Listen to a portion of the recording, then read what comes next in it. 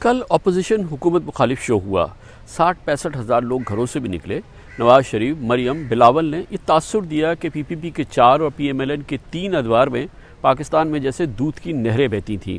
عمران خان نے 2 سال میں یہ تمام دودھ کی نہریں سکھا دی۔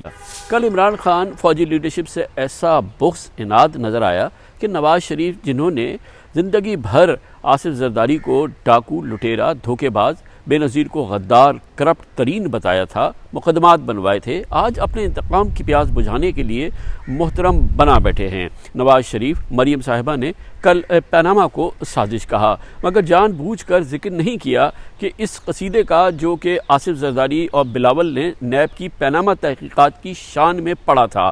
عوام نہ بھولیں، ابھی چند ماہ پہلے تک زرداری اور بلاول کے لیے میاں صاحبان نفرت کی علامتیں تھیں، کبھی قاتل اعظم اور تو کبھی کچھ۔ پاکستانی عوام معصوم سہی، مگر اتنے معصوم نہیں کہ آپ نیب کی سپریم کورٹ تنقید کو سینہ ٹھوک کر بیان کریں، مگر ذکر تک نہ کریں کہ سپریم کورٹ کے ہی 2 چیف جسٹس صاحبان آپ کو دروغ گو، بے ایمان ڈکلیئر کر کے تا حیات سیاست سے فارغ کر چکے ہیں۔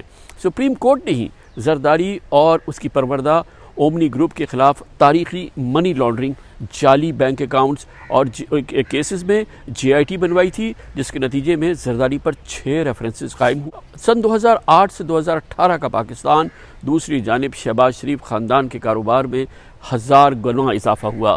تمام فیملی بشمول خواتین کے بینک اکاؤنٹس میں ڈالرز کی بارشیں ہوئیں۔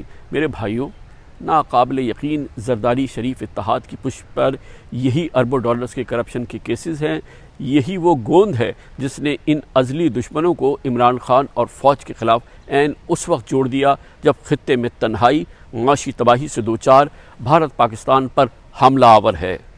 میں یہ جاننا چاہتا ہوں کہ کل کے عمران خان اور فوج مخالف اجتماع سے 24 گھنٹے قبل وزیرستان میں اور بلوچستان میں ہماری افواج پر بدترین دہشت گرد حملے کیا محض اتفاق تھے یا مشترکہ انتقام؟